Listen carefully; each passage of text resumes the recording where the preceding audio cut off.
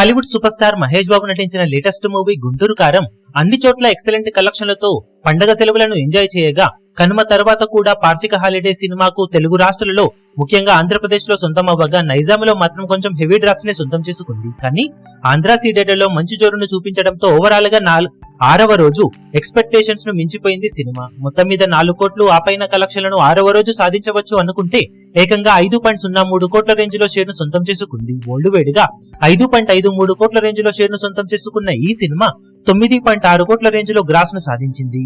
Total గా 6 రోజుల world wide కలెక్షన్లను చూసుకుంటే నైజాం లో 31.32 కోట్లు, సీడెడ్ లో 8.58 కోట్లు, వైజాగ్ లో 9.58 కోట్లు, ఈస్ట్ లో 7.69 కోట్లు, వెస్ట్ లో 4.84 కోట్లు, గుంటూరులో 7.57 కోట్లు, కృష్ణాలో 5.72 కోట్లు, నెల్లూరులో 3.18 కోట్ల దాకా షేర్ అందుకున్న ఈ సినిమా తెలుగు రాష్ట్రాలలో మొత్తం మీద 6 రోజుల్లో 78.48 కోట్ల దాకా షేర్ ను 118.65 కోట్ల దాకా గ్రాస్ ను వసూలు చేసింది. కర్ణాటక మరియు రెస్ట్ ఆఫ్ ఇండియాలో 5.95 కోట్లు, ఓవర్సీస్ లో 13.55 కోట్ల దాకా షేర్ అందుకున్న ఈ సినిమా టోటల్ వరల్డ్ వైడ్ గా 97.98 కోట్ల దాకా షేర్ ను 158.70 కోట్ల రేంజ్ లో గ్రాస్ ను వసూలు చేసింది.